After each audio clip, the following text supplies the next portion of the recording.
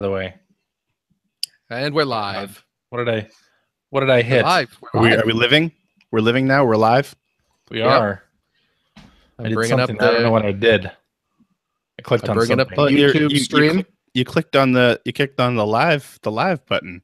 I did do that. That's true. Live. All right. Well, I guess we'll just do a show then. Mm-hmm. All right.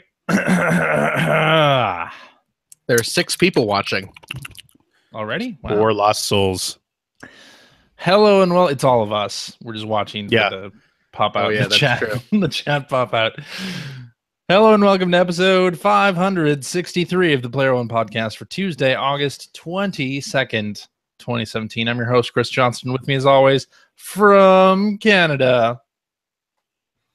Ready with his sonic sound effect, Mr. Greg Stewart. Boom. Sonic boom. Yes. No, Mania. Oh, right. Wrong Sonic. Wrong Sonic. Hold that thing up again there. I want to see how large this thing is. The base is like this again. I mean, we did that off air. We had this conversation before. Yeah. It's freaking huge. The base is like 1-1, isn't it? It's actually a tiny bit bigger than a Genesis. Get And out to of be here, clear, seriously. we're talking about the Sonic Mania, the Sonic statue. about Greg's wiener. But I got the one with the good sound because you can see it's the high definition graphics version. So Oh, good. Sweet.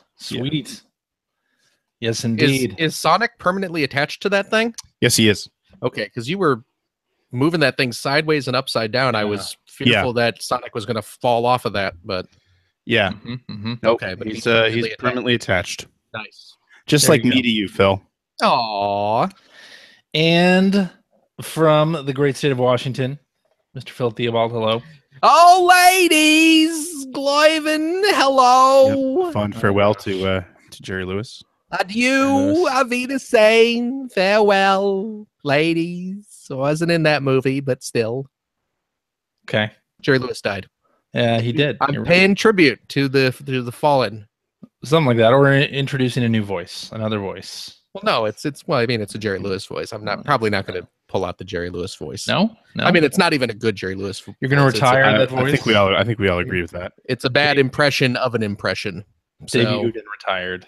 Ivan Glyven, Moiven. It's a bad impression of Professor Frink. Yes. And joining us from the great state of California, he's not spend capped.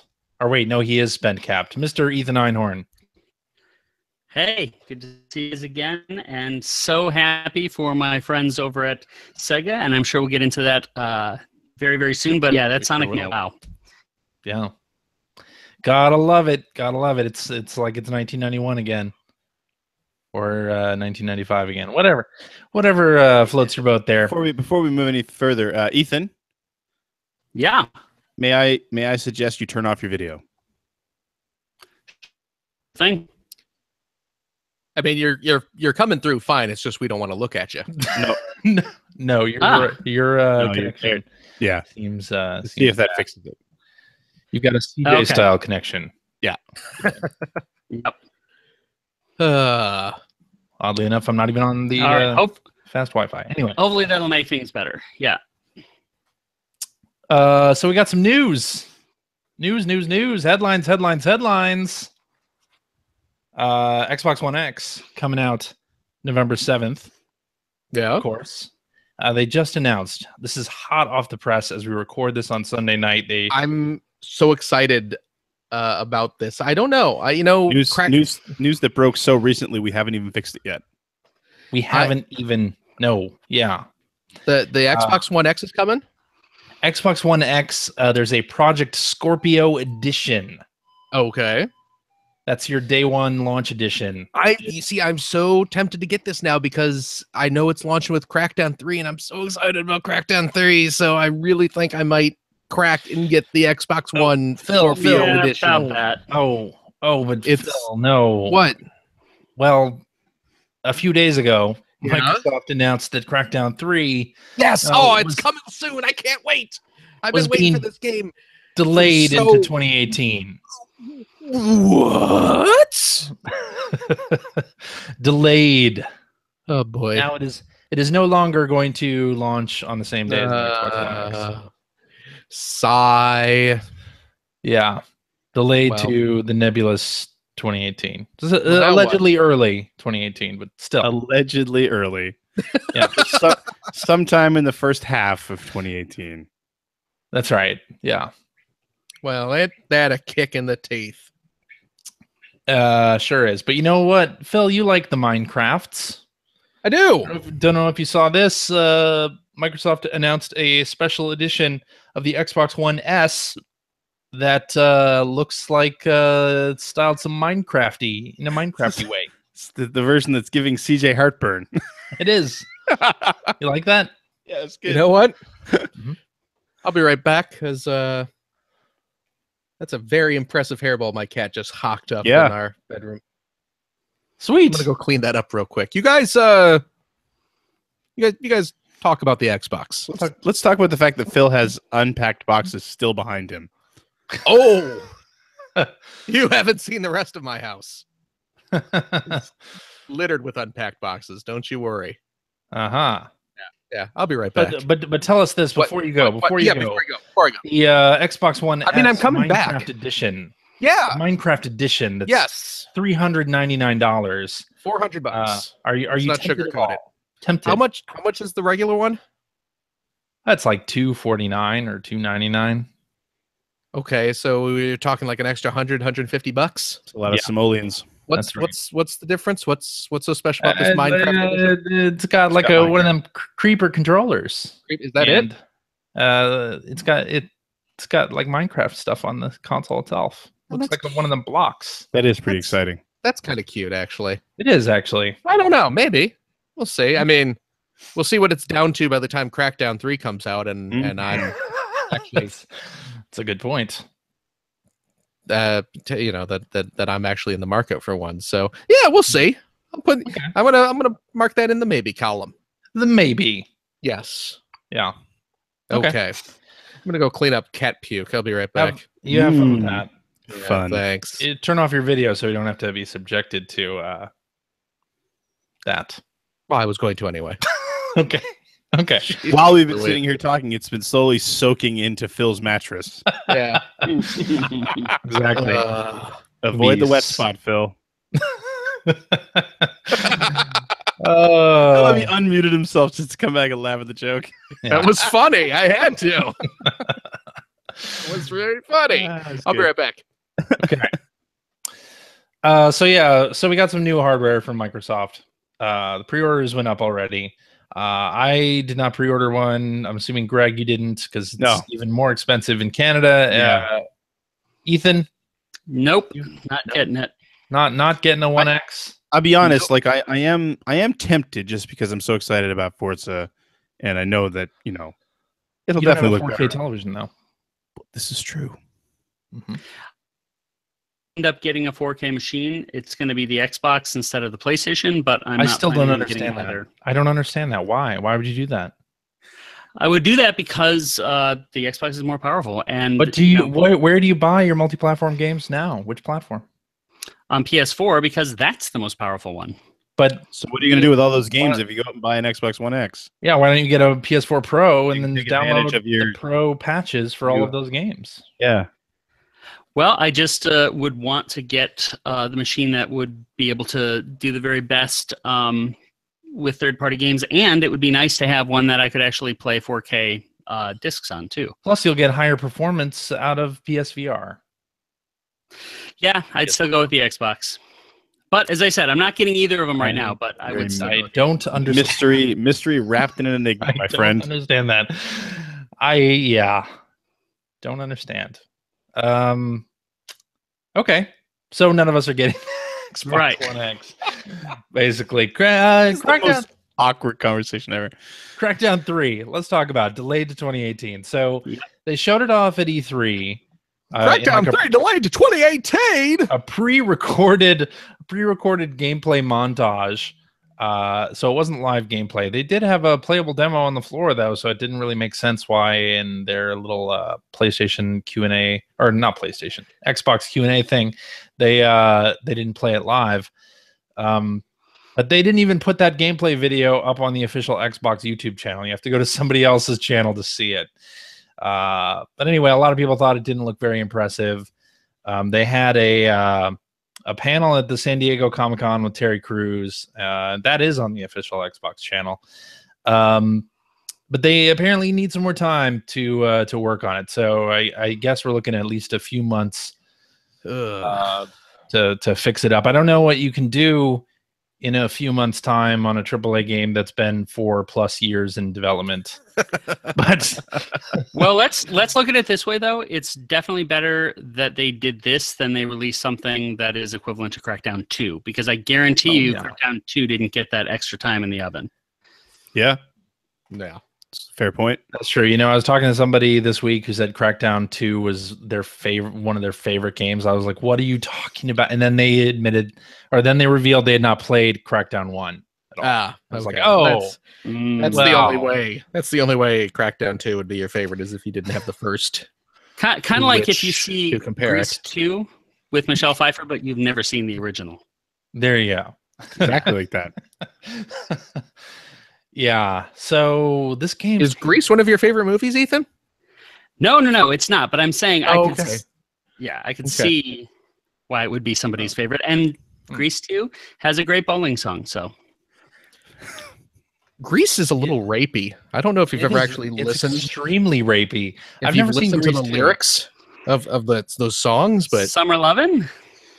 Did she put up a fight? Tell me more. Did she notify the cops? Shoo-ba-doo-wop, yeah. It seems so innocent at the time. Yeah, well, yeah. Is that catchy music? Just, you know. Yeah, what were we talking about? Crackdown 3. Yeah. You just could have gone with so many other movies there. Like, it's like saying that Ghostbusters 2 is your favorite movie because you hadn't seen Ghostbusters. Everybody can relate to that, right? Is that? Yeah. Right. Yeah, that one I could say. All right, I would have gone with Porky's 2 if I'd given it more time. It's like saying Citizen Kane 2 was your favorite movie if you hadn't seen Citizen Kane. Citizen Kane 2, The Revenge. Is Porky's 2 noticeably worse than Porky's, Ethan? Yes, it is. I know you're a big Porkophile. Revenge of the Nerds 2 instead of Revenge of the Nerds. That's a good one too. Yeah. Police Academy 2. Well, you want to talk? Well, let's talk Revenge of the Nerds. Yeah, no kidding. Jeez. But he was a nerd, so it was okay. It was a different time, man. Yeah. This episode brought to you by Vanilla Coke Zero. Still available in some stores if you look around for it. Old stock, still available in some stores. Are they? They're not doing the new formula for that yet. Ask them to dust off a box. The new formula. No, I like the Coke new. Scientists are still slaving away on the new formula of Coke. The Coke Zero sugar, vanilla Coke sugar free. It's good. We haven't been able to implement vanilla into Coca-Cola Zero sugar. They shoot the vanilla in and it just escapes. The mixture. It's weird. We figure we're still another 10 years out from vanilla Coke Zero sugar. This episode, Greg would like to announce that his Extra Life funds, all charity given to Extra Life, will not be going to help sick kids. It will instead be going to further research into vanilla Coke Zero sugar. We can put a man on the moon, but we can't get vanilla Coke sugar free. Good. True. Yeah. One of these days. So anyway, Crackdown 3 delayed. CJ's sitting there like, you guys done? Like, Yeah. You finished? This is the kind of shtick you can look forward to live at Scoop Fest, folks. True. It kind of takes away it takes away the launch game, arguably the launch game for Xbox One X. The only other new title that day is Super Lucky's Tale. So I guess have to deal with that at the launch of the Xbox One X. yeah, and really, Super Lucky's Tale, who I don't see anyone running out to buy a new Xbox One X box. No. X. For Super But Lucky's Tale. that Scorpio edition comes with a vertical stand. Oh, well. That thing will not look good. I don't know why. Yeah, Microsoft recently has been showing the Xbox One X and S in the vertical orientation. I thought we were done with that. Like, Yeah. I don't think any of these machines look all that great vertically. They don't seem like they were built to be to sit. Like you look at like the 360, and that machine looks like it was built to sit vertically. Yeah, that's true. Yeah, but like the PS4 and the One and the One X, not so much. No, definitely not. The only one I have vertically right now is my PS3. Even that, that was a bit of a stretch, I think. But yeah, a bit of a stretch. Like that thing falls over, it's gonna break. Yeah, those internals are going to crunch under the load. Yeah, like if the 360 falls over, it's just going to crush any small children nearby, but it'll be fine. Yeah. The PS3, that thing's a. Do you have your launch PS3, Ethan? Still have no. That died. Which is a bummer too, because I loved having that PS2 backwards compatibility. Yeah, it sucked when mine went yellow light of death. Mine's still kicking. Oh, I hate you. I don't have it hooked up, but it was still kicking last time. Well, of course it's still kicking. It's not being used. Exactly. I like to keep That's the secret. PS3 mint. Absolutely mint. Anyway, Microsoft has also entered a partnership with the developer of PlayerUnknown's Battlegrounds. PUBG? Yeah. So Bluehole Inc. and Microsoft announced expanded partnership for PlayerUnknown's Battlegrounds. What's that developer's name? Bluehole. Speaking of Sonic Mania this week. Well, and actually, I do want to know, does anyone on the show have any time put into PlayerUnknown Battlegrounds? I've never played it. No. I have played it, yes. Okay. What's all the fuss about? That's for a different podcast. Okay. we'll get you to play it at some point. But anyway, this expanded partnership basically seems to come down to Microsoft is going to help us get it working on Xbox. There's no like exclusivity mentioned in this press release, like whatsoever. So it is Xbox first, but it doesn't rule out the fact that it'll come to other consoles eventually. So there's some kind of expanded partnership, but all it is like, oh, Microsoft engineers are going to help us get it working. There you go. Okay. Okay. Well, it's nice actually though that they're doing that. If it's a really important title, and this is a team that's not experienced at doing multiple ports, great to get those ground troops on the floor, because it's like, you think about when people were talking about the issues with Madden on PS3 running at half the frame rate as Xbox 360. It was kind of a surprise that EA didn't ship people over to fix that. So it's nice Microsoft is. That's true. I would say that PUBG is probably the most important game Microsoft could get at this point. Yeah, I wouldn't say it's benevolence so much as it's self-serving. I mean, you'll want to get that game on your console and have it running well. Yeah. So it only came out on the PC 4 months ago, but they have sold 8 million copies of it on PC. Yeah. Wow. And it's frequently beating the concurrent players of games like Dota or League of Legends. Oh, jeez. So that's big. CJ, again, I'm not going to ask about the details on the game, but how much have you played it? Did you buy it, and is it something that's part of your regular cycle of games? I have bought it, yeah, and I've only played a little bit of it, really, and mostly on teams with other people at my office. And I'm not very good. I think, as I've said, because a lot of the combat, you need to be able to like zoom in on the action and whatnot. I'm terrible at sniping. You bought this, I'm assuming, as research for work, so you'd be kind of just aware of it for that's right. for your workaday stuff. Yeah. This was not a like, I'm gonna kick back. I want to sit around the house and play this. I don't have a gaming PC at home. Right. Yeah, but I do at work. So. Right.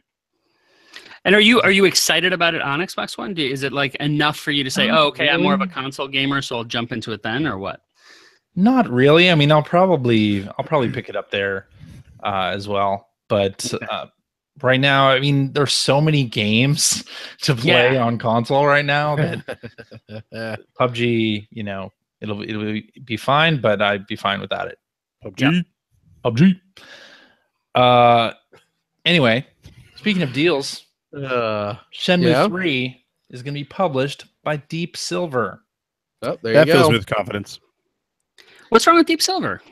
I don't know. I mean, they're not like Nothing. top 3, but I think that it's great that they pick up stuff like that.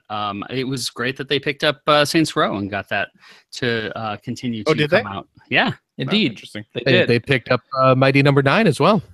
yeah. There you go. I'm fans of the Do Deep you have Silver. that? Do you have that cricket sound effect handy, actually, CJ? They were the ones that did. They have good taste, is what you're saying. Okay. Yeah, Agents of Mayhem is Okay. You know Yeah. what? I rescind what I said. Agents of Sorry. Mayhem is good though. I was thinking of 505 games. Oh, no. Dying Light is Deep Silver also, isn't it? Sure. I don't know. Okay. Anyway, yeah, it means basically nothing. Apparently, they're having some kind of meetup at Gamescom. There might be some more information thrown around about Shenmue 3. The But only thing I that's haven't heard a weird to release me, date or anything. the only thing that's weird to me about that is you would have thought Sega would pick up the publishing rights for it. I don't think Sega wants to touch that game. No, Just a I don't know. I mean, plus how is the split between Sega and Yu Suzuki anyway? I don't have clarity on that. I'm not sure. Yeah. Hmm. And I mean, you know, it's sort of it's a critical darling right now. Yeah. But I mean, Shenmue when it came out wasn't, and neither was Shenmue Right. 2. Not really. I mean, you know, it was generally recognized for its technical brilliance, but it certainly didn't wasn't have the sales. Yeah, numbers. and I mean, it kind of represents a major sort of money pit for Sega, doesn't it? I It can see does, why they it wouldn't want to does. touch it. Well, and what's going to be interesting to me is to see how the final game compares to Yakuza 0.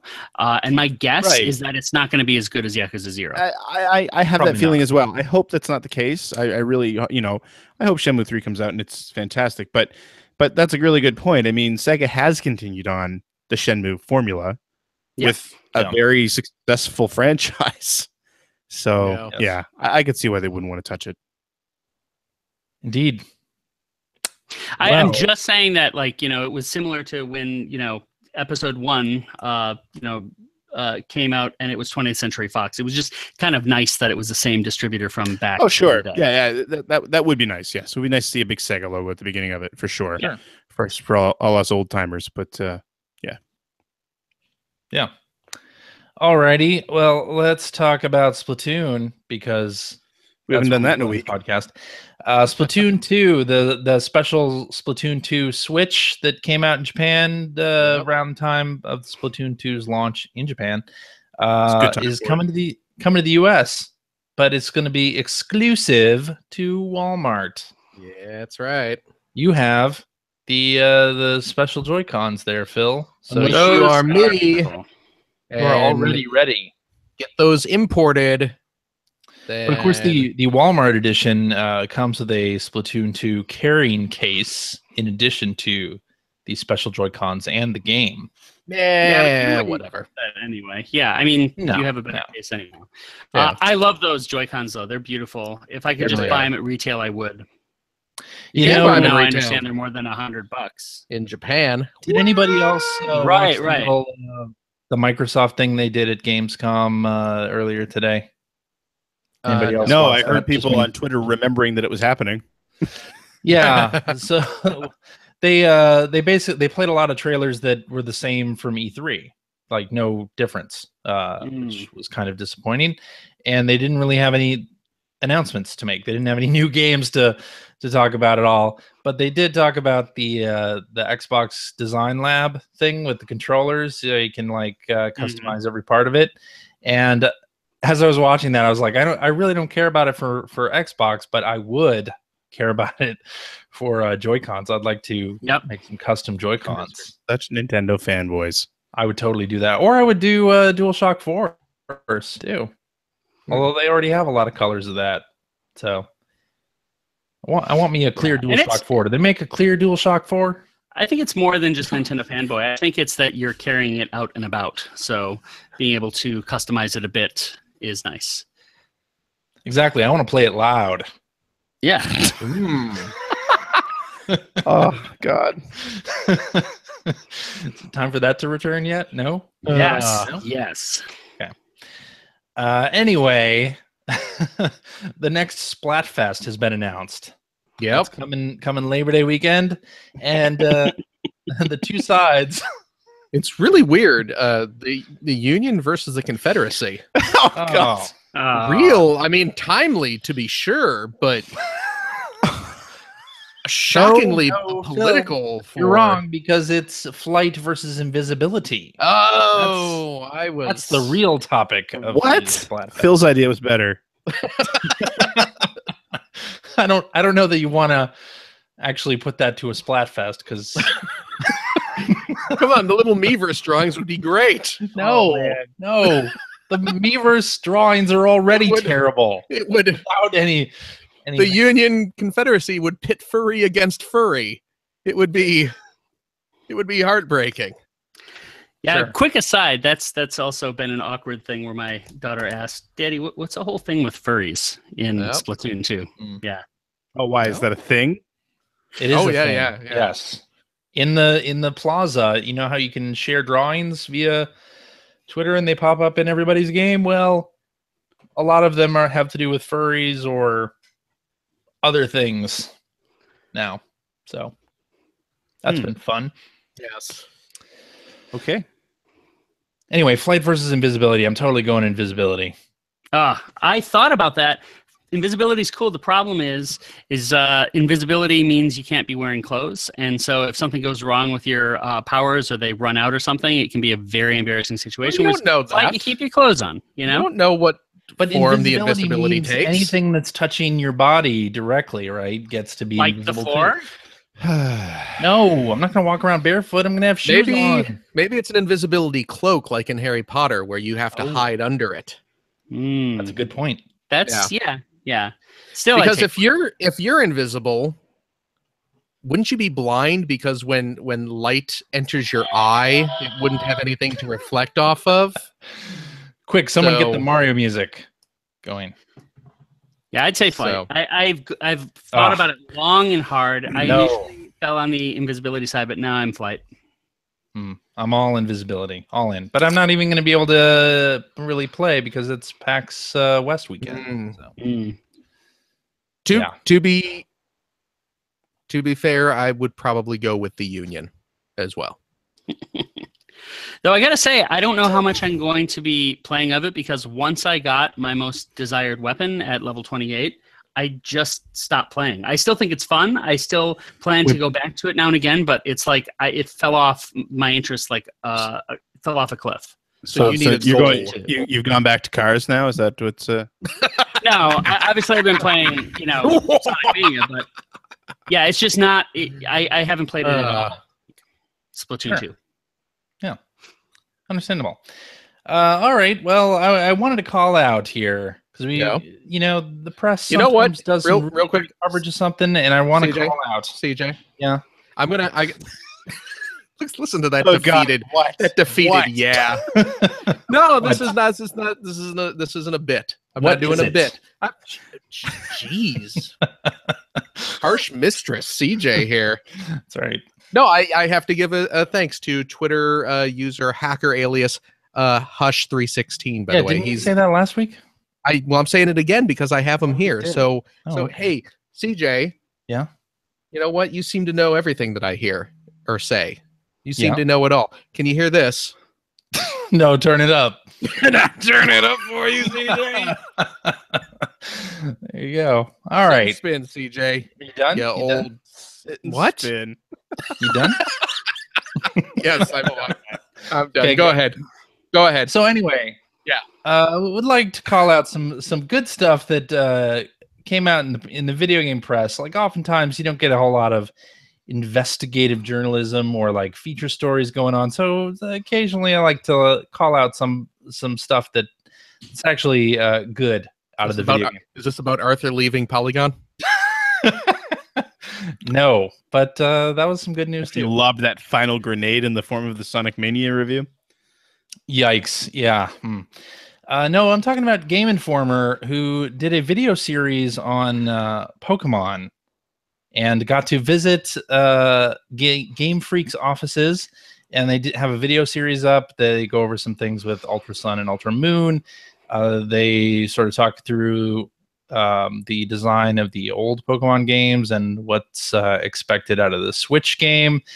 It's really interesting stuff. There's some really great video content there, some really great reporting, and as part of that, they went also to the 8-4 offices and interviewed Mark and John.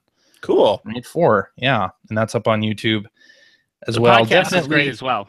Yeah, the podcast is great. That was part of the Game Informer show, which is also a great podcast. So we'll link to that in the show notes. Definitely check out their coverage on all that Pokemon stuff, because honestly, like, it's very rare for Western journalists to visit Game Freak and get this kind of access. So it was really, really cool to see that stuff from Game Informer. They do a great job on that stuff. So wanted to call it out here on the show. Did they talk to them about their old Genesis game? I don't think so. No. You mean, what was that called? I'm trying to remember. Pulseman. That's right. Or Tembo, the Badass Elephant, which is a great, actually a pretty great game. Harmonite. One thing that they do cover that is great to hear about is that window of time where the popularity of Pokemon was dropping, and to hear Game Freak themselves talk about weathering that, and you know, that's really cool, and it's great also that Game Freak themselves were open to talking about those things. Yeah, it was a great time. Great bunch of videos. Check that out. All right, and Ethan, I don't know if you want to talk about this on the show, but Jim Sterling, everybody's favorite, has done a video on loot boxes in Shadow of Mordor, specifically. But I think he brought up a really great point. Like, loot boxes in a single player game don't make a whole lot of sense. Like, it really just sort of ruins the meta game. I think his point, though, extends beyond that. He seems pretty clearly opposed to loot boxes, period, which I think is great. I'm just really happy to see journalists call that out and say this doesn't have to be the norm. We don't have to accept this. It is unregulated gambling, and it's okay to say that it sucks. And I was really happy to see that video, and I hope people at Warner's see it. And it was one of the best videos I've seen so far this year. It's funny, a lot of F-bombs, but you know, it's really well thought out and insightful as well. Sure. That's all right. Anyone else see it or not? Yeah, I saw it. Yeah. What did you think? I agree with it. I agree with, although I find that his stance has normally been has a lot more to do with the whole, what he calls fee to play. Which is to say that something that you spend full retail price on shouldn't have microtransactions in it at all, which I absolutely agree with. Absolutely. He did touch on the whole unregulated gambling bit, but not nearly as much as I think you're making it sound like he did. That's true. But you know, we know that that's a major cause for you, Ethan. So.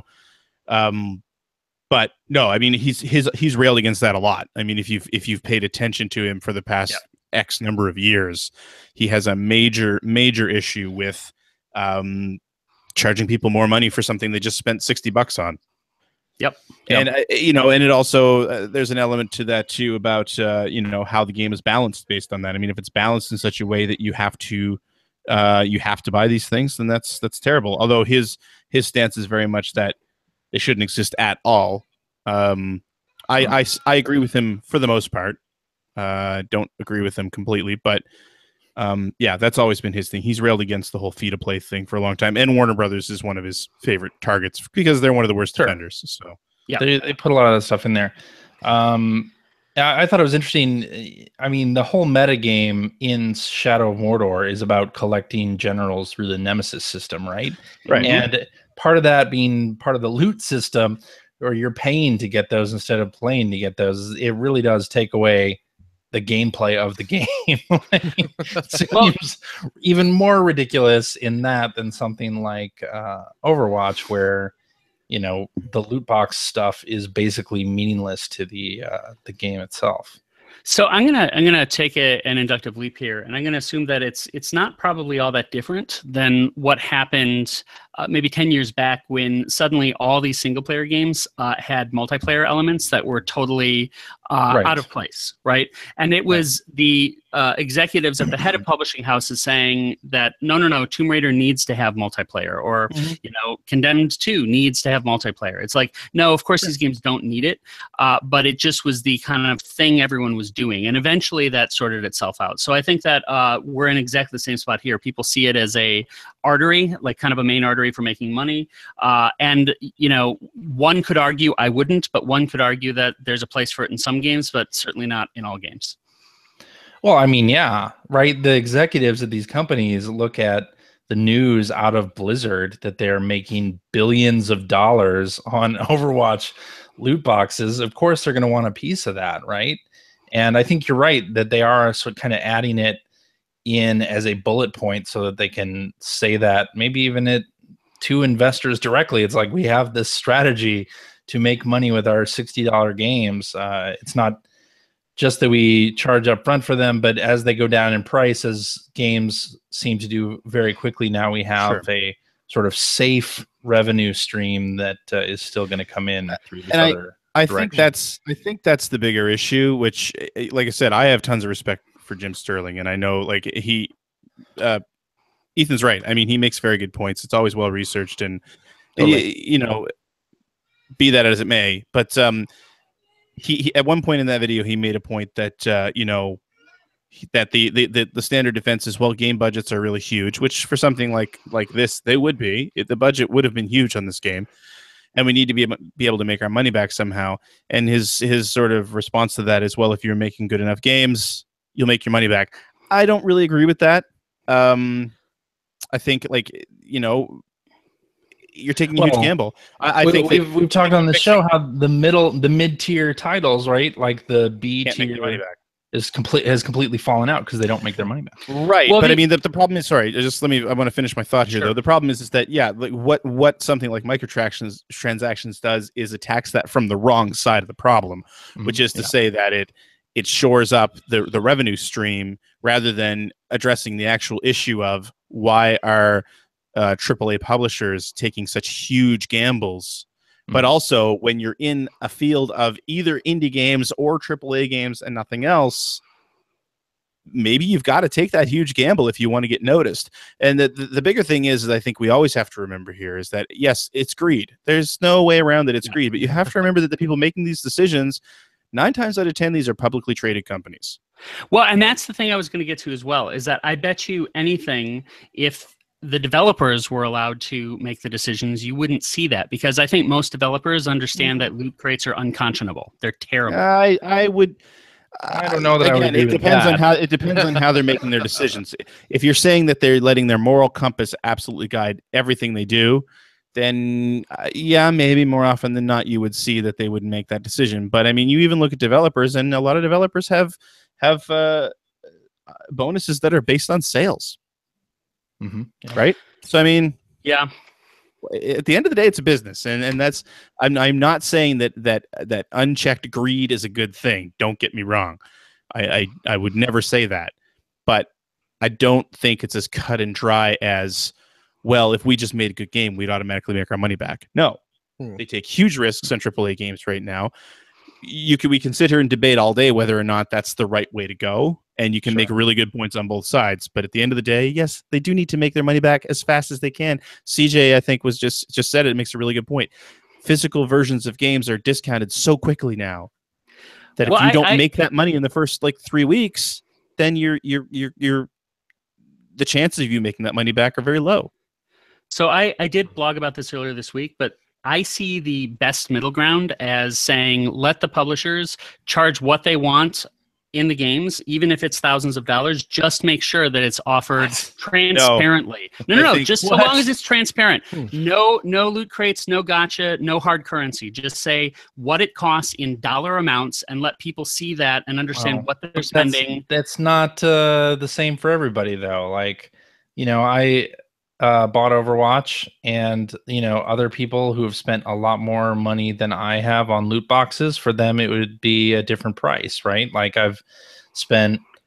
Well, that's what I'm saying. So if you have like a legendary gear, sell it for $200 or whatever the actual value in what would be a gacha box would be, or a loot crate, but just sell it directly. Make it $200 and don't make people go through the lottery system. Yeah. I mean, you're right, but it's not going to happen. So we'll have to see how this thing plays out. I thought it was funny, 10 years ago at this time, we were talking about horse armor and how ridiculous that was at the time, and then we all kind of accepted it. In 10 years' time, what are we going to think of this issue? And as much as I like to laugh at Ethan, I don't do it with the same zealotry that you do, Ethan. But I do agree, gacha is a terrible thing. I would never personally spend money on that. Yeah. I do feel terrible that there are people who are so susceptible to it, and it is preying on those people. I absolutely agree, 100%. But the thing is that, especially where you're sort of invoking Jim Sterling here, his main cause has always been microtransactions in games that you pay full price for. So it's a little bit different, but yeah. Well, to be clear, he's gone after very aggressively people that talk about monetizing whales. His piece on whales is great. Oh yeah, and that's specifically about free to play, right? But I'm saying that again, for me, I have spent more than $700 in Super Smash Brothers, all in problem. Amiibos. No. But the thing is in every Amiibos, single purchase, whether it's been in game to buy a character or an Amiibo, I've seen what the direct USD price is, and I don't have any problem personally with prices going up that high or higher, provided everything is at $1 price. Everything can be clearly seen, and there's no obfuscation, because then you're able to make a conscious decision every time you make a purchase. Yeah, see, that's where you and I disagree, but yeah. Well, fair. I think now is a fantastic time to cut that discussion off at that time and walk right into what we have been playing. So, Greg. Clash of Clans. Oh. How much have you spent this week? 0. I only dropped 30. I will 30 say, what, dollars or whatever Clash of Clans bucks are called. To circle back to that, when console games get to the point where they have a purchase where you have to you pay it or your base could get destroyed by other players, that is when we have a problem. That's more mobile free to play stuff. Anyway, Greg, tell us what you've been playing. So all I've been playing this week has been the fantastic. I'm so glad it's good. The fantastic Sonic Mania. Yeah. Yes. I got the PS4 special edition. Nice. I got to be honest, I was not prepared. Be glad, by the way, the massive size of the Sonic statue. Yeah, I did not make a Charlottesville Clash of Clans joke. I am glad about that. I could have, but I didn't. I'm less glad now that you're referencing it. But anyway. So yeah, this is the Sonic statue that comes with anybody who's watching the YouTubes. The base is actually slightly bigger than a Genesis. That's amazing. You press the on button, and of course, there you go. That's awesome. Does the volume work? It doesn't do anything. It slides up and down. Oh, it does slide though. The only problem with this, What's that? Feels extremely cheap. It's hollow. Yeah, it's hollow. Oh, it's hollow. It's hollow. I think Sonic is hollow, but the base is definitely hollow. Oh, that's a bummer. So it's a bit of a bummer. And the other thing is, I like it. I knew what I was buying as far as sort of what the statue is. I kind of hoped it was going to be a little smaller, just because I will never put this anywhere now. This will sit in the box forever because it is too big to go anywhere. That's ridiculous. I mean, okay, that's kind of a lame complaint, but also came with a Sonic Mania Genesis cartridge replica. It's not the exact dimensions of a cartridge. Oh, it's not? No, it's a little bit bigger. It's missing sort of the it's missing the finer details of a cartridge. But you slide this open, and you've got this little ring. This ring is the only thing that doesn't feel completely cheap in the whole. Really? I think it's metal. Yeah. It's the only thing that doesn't feel completely cheap in the whole set. I don't know why that bums me out that that's not the exact size of a Genesis. I know, cartridge. right? I mean, Yeah. who cares? What would you ever use it for? But still, if you're Yeah. gonna make a replica Genesis cartridge, make a replica Genesis cartridge. Thank I mean, you. the Exactly. shells are out there clearly because people are actually making, the yeah. Anyway, Is it? but oh my God, Sonic Mania. So good. Is that a good game? It is such a That's a good game. real good game. Now Oh my we God. all know Sonic was never good. No, but is so it good? Sonic is finally good. But Sonic is finally. This is Yes. the game that made Sonic good. Yes. On a scale of 1 to finally good, Sonic is finally good. Awesome. I'm not. I don't know much about the people who made this game. I mean, Christian Whitehead. That's his name, right? Yeah. Yes. I knew that name basically because of the Sonic CD port that made the rounds a couple of years ago that he developed. But I never followed the ROM hacking scene. It's not that I disagree with it or anything like that. I guess there's so many more bad ones than good ones. I stopped looking. I stopped caring. That's what this plays like is a fantastic ROM hack. And the way, speaking as an old school Sonic fan, the way that they handle almost everything in the game, there are so many winks and nods to the classic games, but in a really great way where you'll actually have levels that are based on previous, like Spoiler. Spring Heel Zone right at the beginning. Spoiler alert. But any other levels that are based on, a lot of the times, levels that either came from Sonic 1 or Sonic 2 and a couple from Sonic CD. The beginning of the level will actually feel like it's ripped straight out of whatever game it came from. Yes. But then it branches out almost immediately, and the intro is done in the style of the Sonic CD animation, which is fantastic. Intro to this, the animated intro is gorgeous. So It really is. Yeah. And then the other thing, it even goes as far as the music. By the way, the remixes of the classic tracks in this game are also incredible. Yeah. But it's the same thing. They'll start as though you're listening to the original track, and then they'll start to branch out and layer a little bit, and it just it's brilliantly done. It's crafted with, you can tell it's crafted with so much love and respect for the original series. Yep. That it's just I mean, it's funny because I streamed it last Tuesday night. I opened it and I had not touched the game until I started streaming. And I had so many people come back. Actually, my girlfriend even came back to me afterward and said, like, I don't care about Sonic and I want to play that game because you were so giddy. Exactly. Your face was just so full of joy while you were playing it that I want to play that game now. Well, I'll say a couple things on it. First, I think it's better than any of the new Super Mario Brothers games, frankly. I definitely think, on the nostalgia tip, absolutely. Yeah, well, and I think that's a big part of what the new Super Mario Brothers games were trying to do. But the other thing is I think it is the best Sonic game that has ever been made. And so it's kind of remarkable that this year so far we've gotten the best Zelda game ever made and the best Sonic game ever made. Obviously, that's up for debate, but that's how I feel. Yeah. And that's remarkable.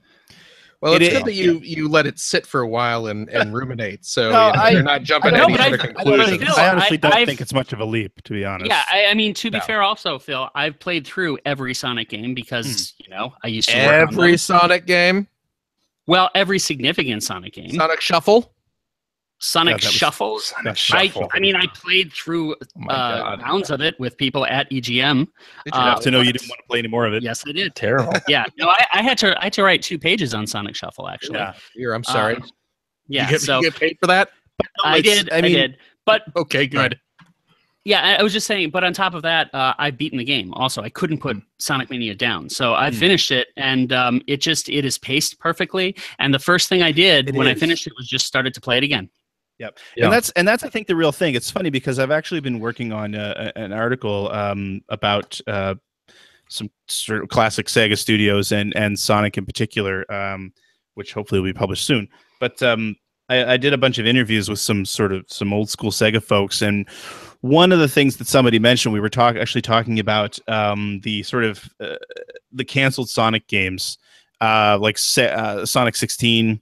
That was created based on the television show from Deke, and what was the Sonic Extreme, obviously. And this person that I was talking to, I thought made a really good point, which was those games in particular, Sonic Extreme he was talking about in particular, was kind of, he felt it was always doomed to fail because it was filled with start and stop platforming, which the Sonic games were never about. You can do that, and there are sections in the game where you want to do that to reach the secrets and that sort of thing. But Sonic games have a flow to them, right? And I mean, you know, you can make the joke about press right to win. That's not true. No. But there are definitely long stretches of gameplay where you do want the player to just keep up Sonic's momentum, and you know, you want to do the loops, you want the spectacular scenery, and you can tell that the people who created this understood that.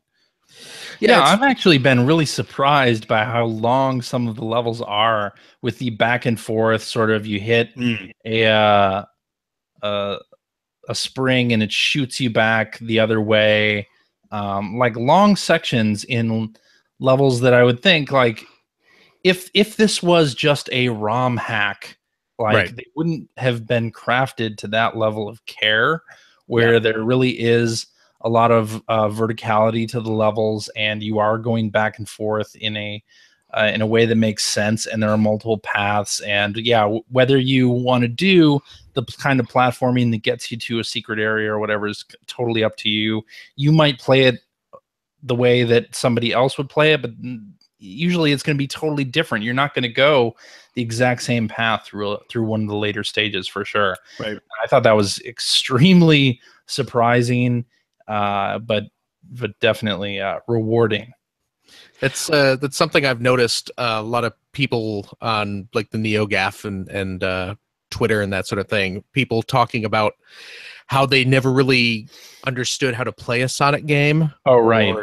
Or just, you know, like now playing Sonic Mania, it has clicked with me. I get Sonic now, or, you know, or I understand the flow of the levels, and just people trying to explain that, yes, Sonic, for as much as the whole, and Sega kind of did this to themselves, I think, with the bladder processing. Yes.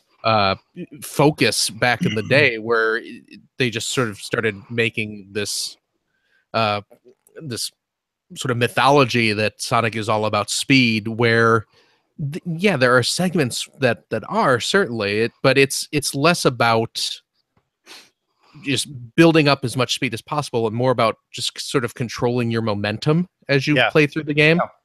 Because the stages go ahead. I was going to say, which is where I feel like the whole Sonic was never good argument always falls apart, because inevitably somebody always says, well, Mario was better. Mario was better if you're looking for a Mario game. Right. That type of platforming, absolutely. Nothing touches Mario. Yeah. But Sonic was never a Mario game. That was always Sonic levels are designed, good Sonic levels. Right. And this, you know, again, this is the problem that Sega itself either just had forgotten about or decided to ignore when it went into 3D, because, you know, that the 3D stuff is where you started getting into the hold right or press up to win. But good Sonic stages are vast and designed to be explored, and you can play through a Sonic game multiple times, and depending on where you go or how well you control your momentum, building up speed or not building up speed, as the case may be, you're going to find different areas of levels. You're going to find new secrets. You're going to find new walls you can plow through, or rings, you know, secret rings that you can enter into, that sort of thing. And this game does a really, really good job of that. It also duplicates you know, that feeling in previous Sonic games, especially 1 through 3, where the later stages are very much about taking your time and jumping at an enemy's weak point in their animation, instead of just jumping willy-nilly at them. Or that stupid homing attack that seems to be the homing attack. That again, was Sega trying to, you know, sort of flailing to compensate for having enemies in their games where it's just, you got to run as fast as you can to get through the level, because that's what Sonic is. No. Well, okay, but understand that let's part. let's be fair, and this is again coming from somebody who's worked with Sonic Team on a number of things. It's a difficult challenge to take a classic IP and make it consistently new and fresh. You have to take risks. I think again, Sonic Mania is the best Sonic game I've ever played. I think that's exactly why Sonic Mania is great, is because they aren't trying to do anything new and fresh. Right. In fact, they're trying to distill exactly what made those classic Sonic games fun and amplify it. And they do it in a really great way where, Greg, you were saying, like, at the beginning of a stage that's been in the Genesis games, like, the first part will play almost exactly like it, and then it'll vary so much by the end of Act 2 that you hardly even recognize it, but it's still awesome. Yeah. It is, and I think again, it's a great game. But if they never did anything other than that, I think that would be a shame as well. Oh, so sure. you look at like Sonic Colors is a really good Sonic game. Sonic Generations is a really good Sonic game. So I think what's important is to say that this may be the best version of Sonic, but that's not to say that going off of that beaten path has not led to any successes. I would say too, and correct me if I'm wrong, but Sonic Colors is mostly a 2D game, right? No, it's like 2D and 3D. It's a mix of both. Right. But it seems to me that the ones that have been better since the switch over with the Dreamcast have been the ones that at least try to do some of the 2D gameplay as well. Because I would argue that more so than like taking Mario's gameplay and making it 3D was tough. Yeah, for sure. And Nintendo did a fantastic job. Taking something like Prince of Persia and making it a 3D game actually made a lot of sense, which is where Tomb Raider came from, really. Sonic's style of gameplay, very hard to translate to a 3D game. Yeah. And I mean, I don't know what they would have done differently, because I do agree, you're right. They could not have entered the 2000s or even the late 90s and never tried to take Sonic 3D. It never would have worked. It would the series would have died because people were looking for that. But that's right. And the thing is the 3D stuff, like, there are moments in the 3D games, even Sonic Adventure, that's really exhilarating. The problem, of course, is that it's shallow, right? But I mean, you can't tell me that when those, when you saw the whales in Sonic, Adventure, that didn't blow your mind. I mean, that was super impressive. That's literally the only thing I remember about Sonic Adventure. Well, that was the thing they plastered everywhere. Yeah. But I mean, the other thing about that section, if you remember, is you weren't playing that section. You were right. No, and you were. That was the challenge, no doubt about it. Yeah. But I mean, again, the thing is, and I'm not saying that those games were perfect by any stretch. Though I do remember somebody giving it a 9 or a 9.5 in EGM. But maybe CJ. Must have been me. But I didn't say I didn't like it at the time. Yeah. But and I think the other thing, of course, is the 2D games are the ones that stand the test of time best. I'd say that's the case with Mario as well. Super Mario World, I think, is better than Mario 64. But I'm glad that they did Mario 64. Is it better than Mario Galaxy, though? That's a good question. I think I think you could go either way with that. That's a really great point, Phil. Yeah. But either way, I mean, at the end of the day, I think what's the MSRP for this? $20? $20. $20, yeah. You cannot go wrong with $20. Oh my God, there's so much game here, and if you've got even the slightest fond memory of playing a Sonic game from the early '90s to like '95, you owe it to yourself to play this game. And it's not just like I said, it's not just the Genesis games. Like there was a spoiler alert. There's a section where you're fighting Mecha Sonic. And or is it Mecha or Metal? I never remember. And it's actually playing a lot like what you saw in the Sega CD game, where it was a race. The music is even actually very reminiscent of the Sega CD music. But in the middle of that battle, you stop and you do this. I thought actually pretty interesting single screen fight with him, where you're actually sending enemies bouncing back at him. And as I was streaming that, I was saying, this is interesting. I didn't expect this. It's like, that's completely new. Come to find out, somebody tweeted me later that no, that was actually an homage to a battle that was in, I believe, one of the Game Gear games, which I don't have any experience with because I've never played any of those.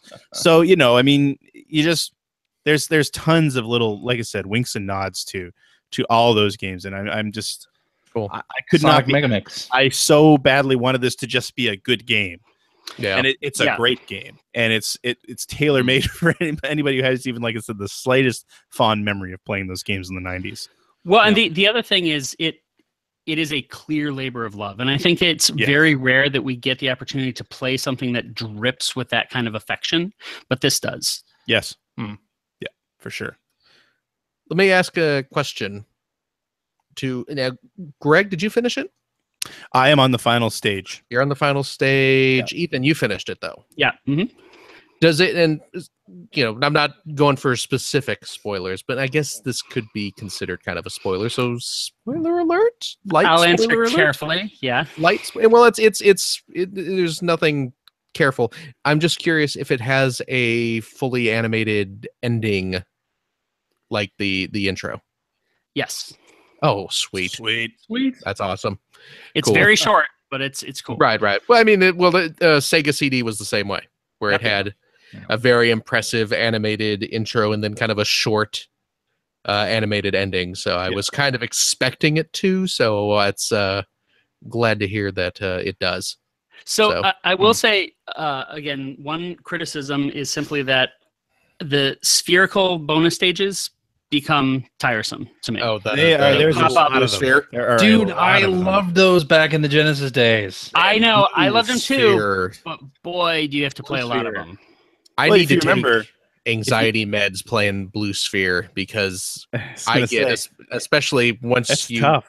Yeah, those really get me freaking out. And if you remember, though, that was the big thing with Sonic and Knuckles. If you attached the original Sonic, or I think any other Genesis game that wasn't Sonic 2 or 3, that's right, to Sonic and Knuckles, you got endless stages of Blue Sphere. That's right. I played the shit out of those too, for no reason. I love the Emerald bonus stages, just because they seem to be a nice mix between the Sega CD bonus stages and Sonic R. Which I did not expect. Right. One other thing, the Gama Sutra has a terrific article where they're actually interviewing Christian and the rest of the team. And one point that I thought was really interesting is the way they see it. They see this as the Sonic game that should have come out on Saturn. Yes. So they're very clear that they're doing things with the sound and visuals that could not be done on the Genesis. But this is what you wished you had seen if they had just gone with a 2D Sonic. Yeah, I mean, you see things that you sort of noticed when you saw like Sonic Advance, which is like when he goes around the loops, they're actually rotating the sprite and that sort of thing. Like, so it's very clearly not something that you could do on the Genesis. Well, not easily on the Genesis. That's the way I look at it when I'm playing it too. Is like this feels like, had they not tried to go 3D on the Saturn, this is what Sonic would have felt like. I would hope this is what Sonic would have felt like. And had Sonic Team kept making Sonic games. Well, and what I think is great is that, this is a team that's worked with Sega before. As you mentioned, they did Sonic CD, Sonic 1 and 2 remasters. So one can assume that as this game is selling very well, I know it, at least on the Switch store, it's #1 right now. I'm sure it's doing well elsewhere, that we'll get more Sonic Manias. I would love to see this happen once every other year. I would hope, although the second time would be tougher, I think, to make it as exciting as this, because you want to make sure you don't feel like you're going back to the well too often. Right. It's true. Yeah. Although I really enjoyed Mega Man 10. That's true. Yeah, this is... Yeah. I heard a lot of talk this past week. People were praising Mega Man 9 and then dissing on Mega Man 10. I really dug Mega Man 10, though. I mean, I could see why they wouldn't have immediately gone for an 11, just because, there's the danger, like we just said, of sort of overdoing it. But I don't know. I'd be down for another 16-bit Sonic game. Yeah. Well, and with Mega Man, the only thing that was awkward to me, I liked 9 and 10 quite a bit. I didn't finish either, to be fair. But it was always just a little weird to me that you went from like Super NES 7, to PlayStation 1 8 to suddenly back to NES 9 and 10. I do like the kind of... I understand why they did it, but I like that with Sonic. You went from Sonic 4 to Sonic Mania. The less said about Sonic 4, the better. Even the intro to Sonic Mania. Somebody in the chat was asking about Yuji Naka when he left the Sonic series. He left Sega in 2006, so I believe it was before Sonic 06 came out, but I'm not 100% sure. I know that he stopped doing development after Sonic and Knuckles. He was in a producer role for Sonic Team stuff on the Saturn, but well, I do remember he started Probe in 2006. He was very involved with Phantasy Star Universe. Right. Oh, yeah? Yeah. Yeah. Okay. Yep. All right. Well, I'm assuming that's all you played, Greg. It is. Okay. That's all I had Then, to play, baby. Yeah. Ethan. Yeah.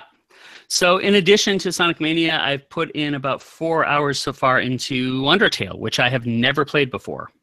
Undertale. I have never played Undertale either. I bought it on Steam when it was cheap a while ago, but never played it. And I was like, oh, should I pick it up for PS4? And I did.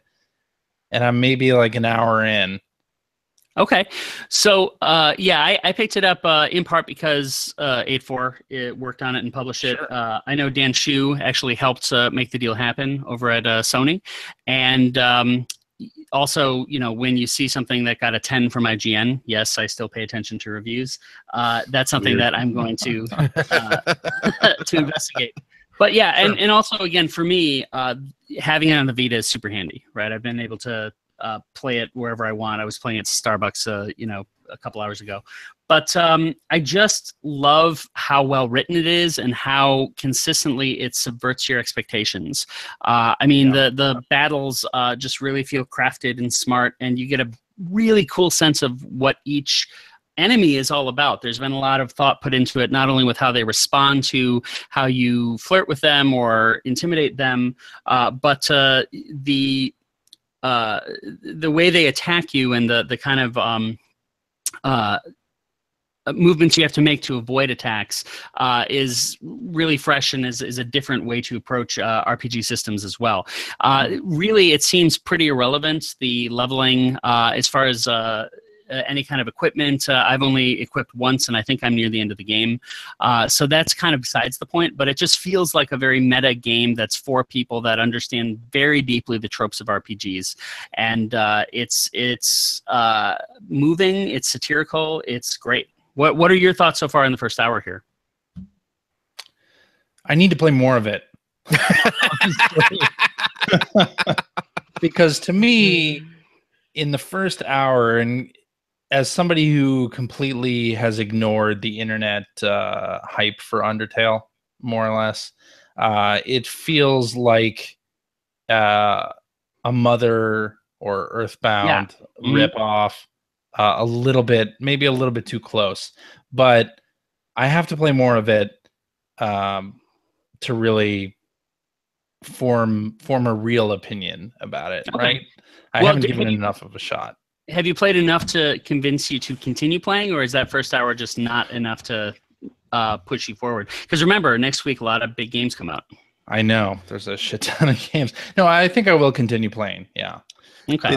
I jumped into this game back when it was actually new on Steam because a lot of people I followed on Twitter were really crazy about it and really loving it.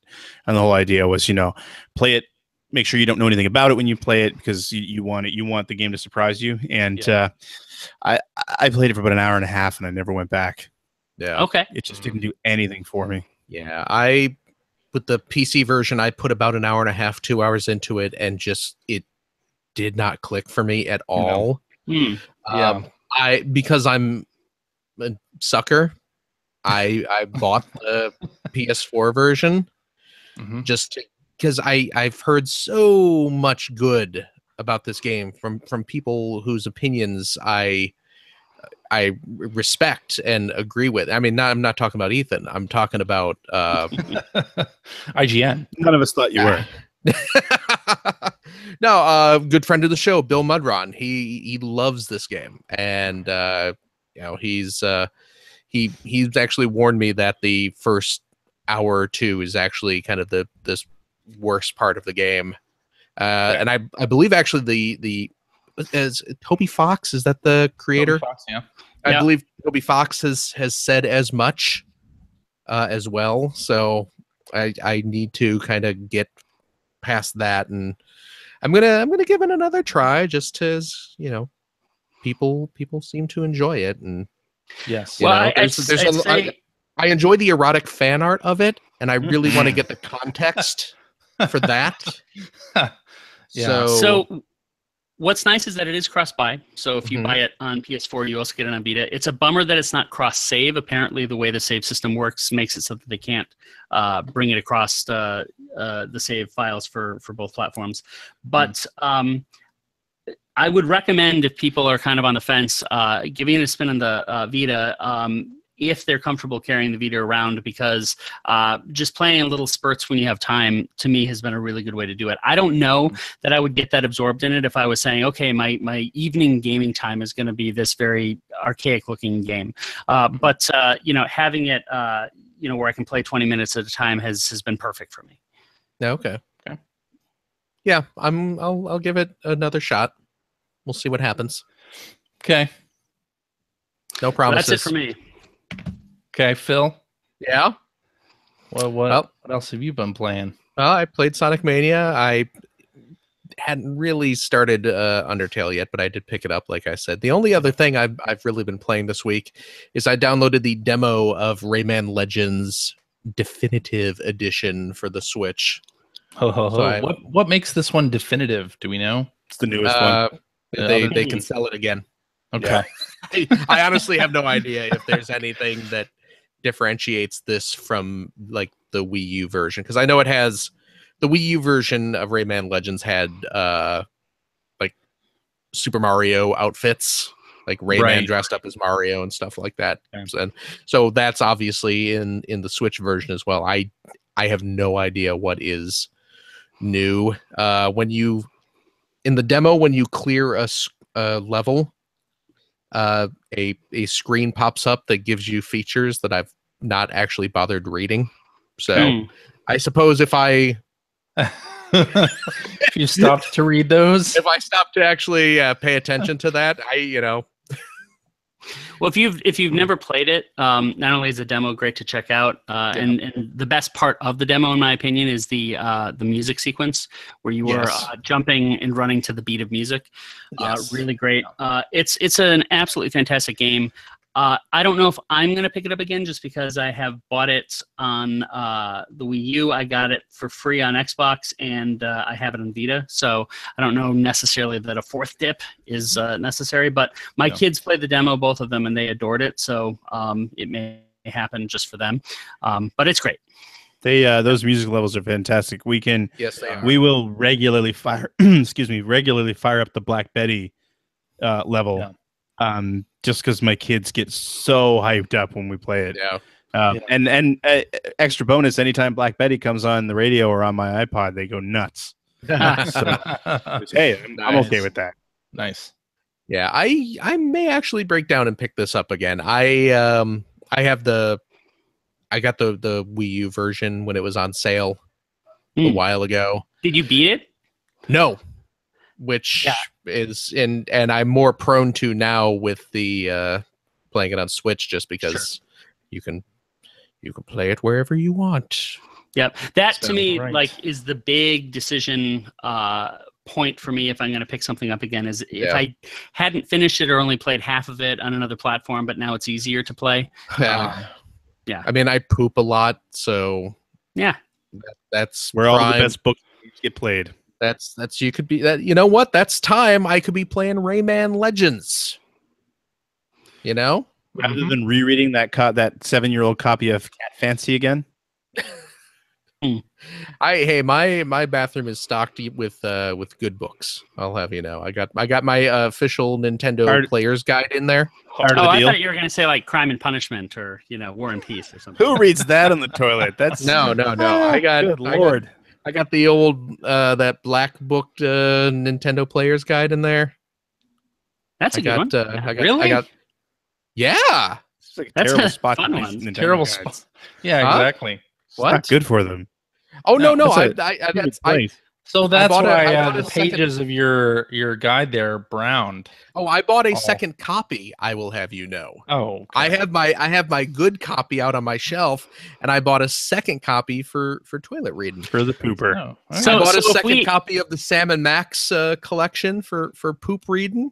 Wait, so And I- so if we ever come by your Uh, place and we say, yeah. hey, I want to check out some hot tips for Zelda, do you have that book? Which one would you hand us? The poop one. I would say, well, Ethan, do you have to go right now? You got to make. If not, let me get you this one off the shelf here in the living room. Nice. If you got a drop trow, Mhm. let me recommend some reading for you in the bathroom. All Ooh. true. Yep. You So wipe at the pages of Ready Player One. my copy of that is sitting in there too. The Kindle edition. A lot of the pages have been torn out Yeah. and used. No, the sad truth is when I bought that book to read it, I did buy the Kindle edition. So Yikes. it's uncomfortable and unsanitary to wipe with my copy of Ready Player But One. you do it anyway. Well, Kindles are cheap these days, so you Yeah. can replace it Yeah, every now and flip again. back. Yeah. Amazon has a really good warranty, and they don't ask a lot of questions. Gross. And they're local for you now, so you can just exactly. Yeah, I drive could it on in. There you I go. can just drive it over. Well, they have the local mall here. They're just about to open up an Amazon bookstore, like a physical Oh, okay. bookstore location. So I can just drive it over. I can just drive to the mall with my poop encrusted Kindle and say, "Hey, I need another one of these. Can I swap this out?" Mm. Yikes. Yeah. Okay. All There you right. go. So none of you have been playing Night Trap, huh? I'm still waiting Right. for my copy to ship. I already Yeah. bought one copy, CJ, and that's all I'm buying. I double dipped on Night Trap. Yeah, I bought the physical version from Limited Run to keep sealed. You're gonna keep it what's wrong sealed, with you? huh? I bought the digital copy. Yeah, sure. I got my copy of Wonder Boy Yeah. for PS4, and I opened that up. Okay. Yeah. Why do you keep your games sealed? Well, maybe I won't keep it sealed. Maybe So I I'll can't open breathe. it. But I also bought the digital version, so there you go. That said, here's my sealed copy of Paper Mario Nice. for I have one of those N64. too. I have one of those. So you got those for free from the magazine, I assume? No, they were these like $5 at Toys R Us or Yep. something like that. clearance at Toys R Us back in the day. Yeah. God, I missed the Paper Mario series, the good Paper Mario games. It's funny. I know, I just traded Wii U Paper Mario in for No, Nier. yeah, no, the Wow. good ones. He meant the Oh, I know. But back to Night Trap. Oh my! There's someone knocking on your window, Greg. I think he knows that. I At think this he point. knows that. I think I think it's the 3 Men and a Baby ghost kid knocking on his Indeed. window. Okay, Indeed. so you got Night Trap. I got Night Trap. Yeah, the 25th Double dipped anniversary. on Night Trap. Yes. And I was horrified to find that the icon for Night Trap Oh, that's me. cheap looking, huh? on the PS4 is just NT25, and that is it. It looks It is very- terrible. Programmer art in a game, like if you're in game development, Uh-huh. and you get like a alpha version of a game or like a beta of a game, and something's not fully formed, or like using an odd font, or Yeah. like there should be art there, but there isn't. Oftentimes, you'll refer to it as it's programmer art, right? Yeah. And Night Trap has a lot of programmer art, That's too bad. including the icon for the game and all of the achievement icons as well. Oh, seriously? Yeah, they're kind of shoddy. I mean, I think the one for beating it with the new style video tracks is just, it says 2017, or it says 17 on it. And the one for doing it in 92 styles is just 92. That's Wow. the icon is. So there's a lot of that. There's a lot of programmer art, but Night Trap itself is Yeah. a really, really fun. Oh, experience. jeez. Really, I just went to PlayStationTrophies.org to look at the trophy art. Look at and they have the trophy art. Yeah, it's just a big 92, big 93. It's terrible. It's terrible. Yeah. But the game itself it holds up surprisingly well. And it's Night Trap, dude. It's Night Trap. I love Night Trap though. Like I really, really enjoy playing it. And I found that playing through, I remembered a lot of the positions and whatnot of the augurs that you need to trap. Yeah.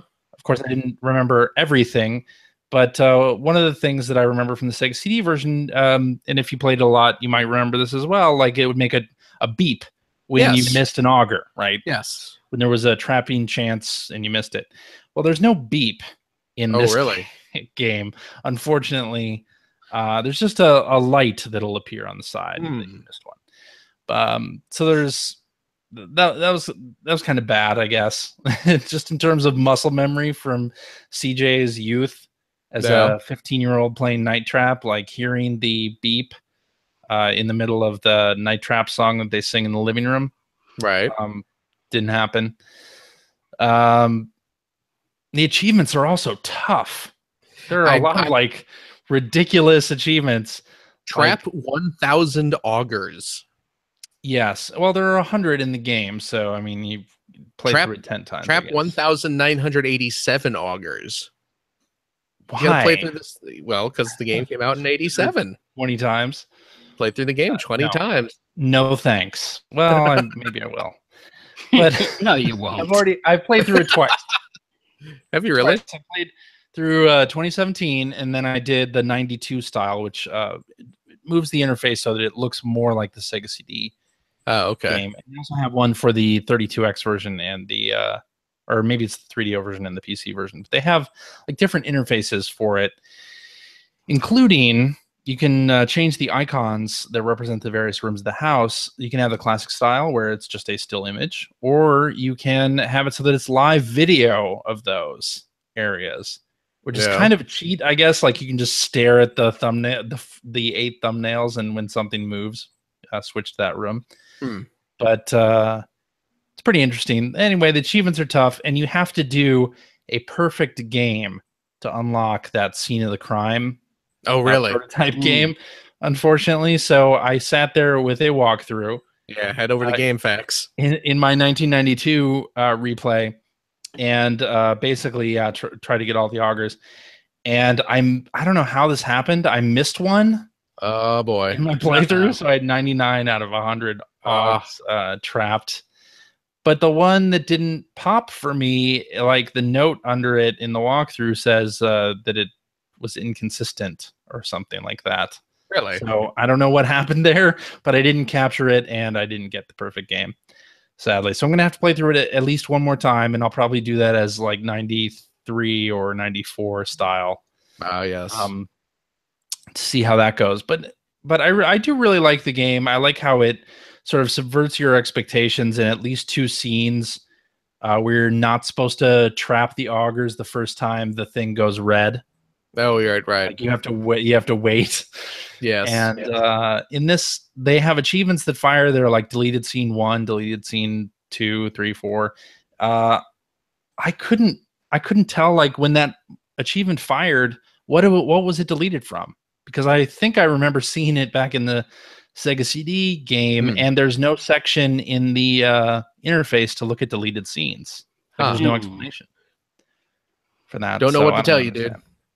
Anyway, it has a little documentary called Dangerous Games, which has some behind-the-scenes footage of the making of Night Trap, which is really fun. And then it sort of shines the light on the whole congressional hearings or the Senate hearings about Night Trap and how the game was held up as being like this ultra-violent thing. Right. It's so funny going back and playing it, how tame it really is. Yeah. Oh, yeah.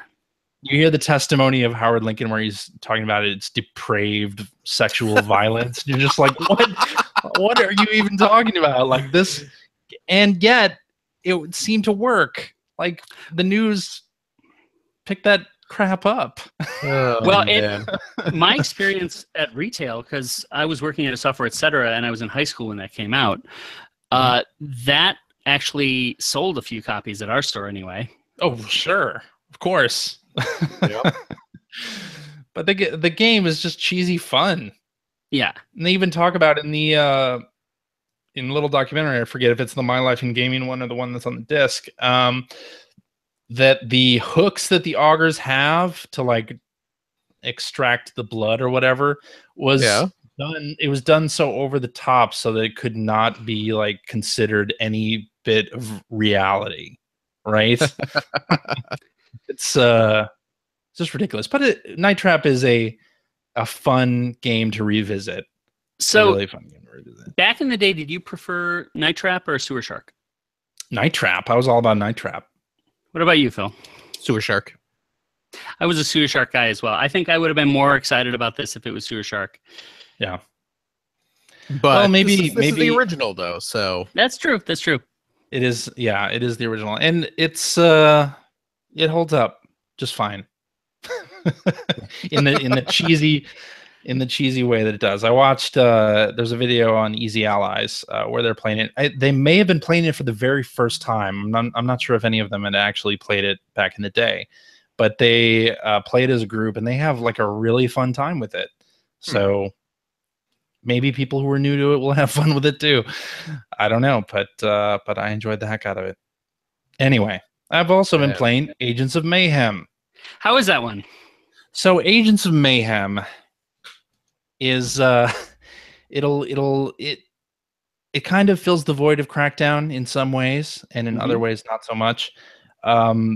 The action is good. I really like the shooting. I like the characters in the game. The humor is very sophomoric. It's sort of sold as this Saturday morning cartoon, sort of G.I. Joe-ish type story setup, but it's got curse words. It's supposed to be more adult.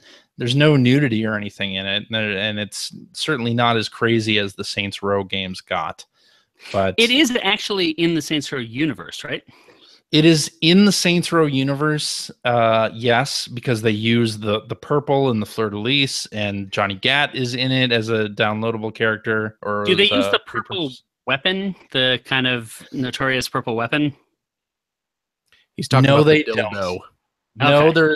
there's nothing like that in this game. Like, it's not over the top in that way. Which is weird, where it's like a Saturday morning cartoon ripoff, yet it's got all these swear words, and it doesn't go as far as Saints Row. Why are you such a very prude, weird. CJ? I don't know. I'm not a prude, but it's extremely repetitive, and it's got audio bugs and gameplay bugs in general. But I am having a lot of fun with it, even though a lot of the combat areas are so similar, and you have to do it with every single character. But it is so much fun. It's, they've got 15 levels of difficulty in this game, so you can ratchet the difficulty down and just have fun killing dudes. But I do find that oftentimes you'll get your mayhem ability, so that's like your special finisher, and there won't be enough dudes to shoot with it. It's like they send waves of enemies at you, and it'll be like groups of 3 or 4. And then you'll get your mayhem ability, and you'll be using it on the last dude in the area. It's just like, what? I needed more action here. Like, you gave me this special power, and now I can only use it to kill the last guy in the group. So, but I am having a lot of fun with it. It's got problems. It's got big problems. But if you're looking for a Crackdown style game, this could fill that void nicely, especially if the price drops towards the holidays. So I was just gonna say, as you pick that one up, yeah. How much Splatoon time this week have you had? I played a little bit of Splatoon still. Okay. Yeah. Not a ton, but played some Turf War and played some ranked games. Yeah. Okay. I watched your stream of Agents of Mayhem. Yeah. And it looked kind of boring. Yeah. Like I was getting bored watching you play. That might just be because I'm bad at games. I don't know. No, it was the game. It was the game. Yeah. I mean, the environments it it takes place in Seoul, and it's like a futuristic version of Seoul, South Korea, and it's not very populated. Yeah, Oddly enough. yeah. And like I was saying, like there aren't enough enemies to shoot, which is a weird thing to say in an Yeah. action game. Like I don't know what happened there, Yeah. but it's pretty fun anyway. Oh, well. I did pick up Saints Row 4. I'd never played any of the other Saints Row games. I picked it up in the they had a publisher sale, or not a publisher sale, but like a sale on PlayStation Network, and it happened to be in the group, and it was $8. So now I have Saints Row 4. So I'm That's sure I'll pretty see fun. the purple weapon to which Ethan alluded to earlier, which I'm pretty sure I've seen in YouTube videos and whatnot. So Yeah, I still think the best of the series is 3. I really like 3 a lot, actually. But yeah, I've heard that. But yeah, having fun with that. Anyway, I think that's it for what you've been playing. All right. We're going to move along to tweets. And since we've kind of run long, we're only going to do a couple. So Tweet. get ready for that. Tweet. Yes. All right. Hacker alias Beard the Movie says, what game needs to be remade with FMV and MK1 graphics?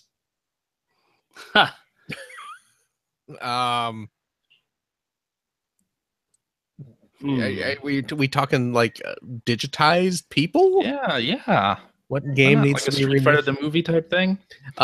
Super Mario Brothers. Oh no, wait, we can't That'd be though awesome. because Bob Hoskins is no longer with us. I'm sure we can get a body double. actually, Oh, if it was possible for Mortal Kombat 1 and 2, it would be interesting if they could remaster those in HD with the actual capture footage looking much better than it did back in Weren't the day. they That would be doing that? interesting. They were doing that, I think, at one point, and I think that got canceled, if I remember correctly. really? Oh, okay. I thought they were doing that. Oh man. I could be remembering wrong. Yeah. Well, there's some, I have to imagine that we're going to see someone decide to make a digitized fighter type of game again, just for Way nostalgia's of the Warrior sake. 2. Pit Fighter. Yeah. Pit Fighter. Pit Way of the Fighter. Warrior. Exactly. Yeah. Bring those back. That would make a ton of sense. Yeah. Yep. Yes. Well, again, Capcom said that they're doing more Switch. Maybe we do get Street Fighter the movie on Switch. That would be great. Wow. Yeah, the classic that everybody has been clamoring for. Yeah.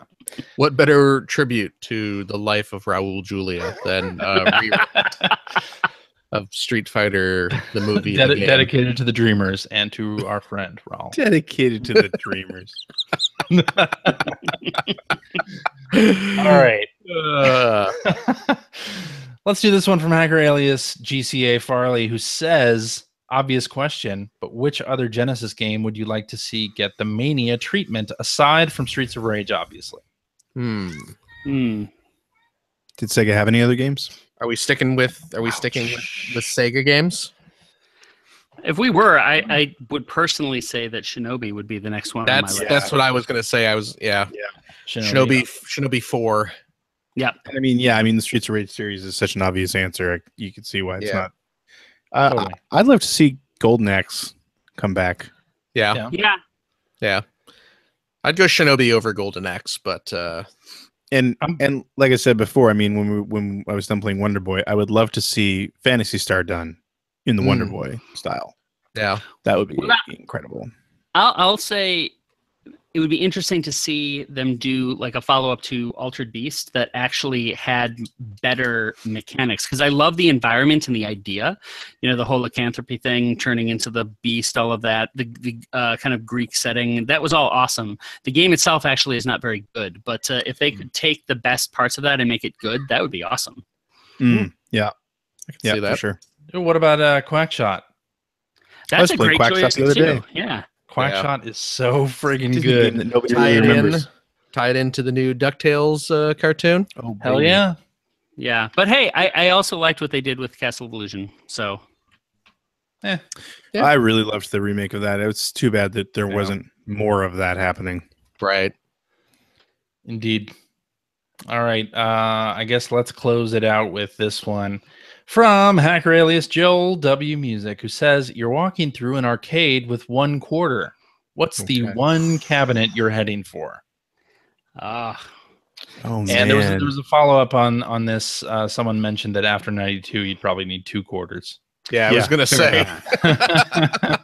Well, I'll say that if I had 2 quarters, I would go to Dragon's Lair. But if I had 1 quarter, I'd go to Street Fighter 2. Okay. If I had 4 quarters, I'd go play Daytona. Well, yeah, you can have one free play. Yeah, probably Daytona. But if we are saying 1 quarter, Miss Pac-Man. That would have been a close runner-up for me. Absolutely. Yeah. I loved Miss Pac-Man. My gut instinct just immediately says Miss Pac-Man, but I might go toss it into Outrun. Oh God, right? Yeah. Jeez. You know, I have My a soft one spot for Popeye also. Yeah, I was gonna say, yeah. you stole mine. Popeye was a good time. Because Popeye has not, of course, been brought to any other platform. It's just an arcade game. Another game I really used to love playing in the arcades. NES, Atari 2600, Atari. Since I don't have it on NES, I mean, since that you're time, saying it's not more been contemporary. Yeah, Virtual Console. I can't play it.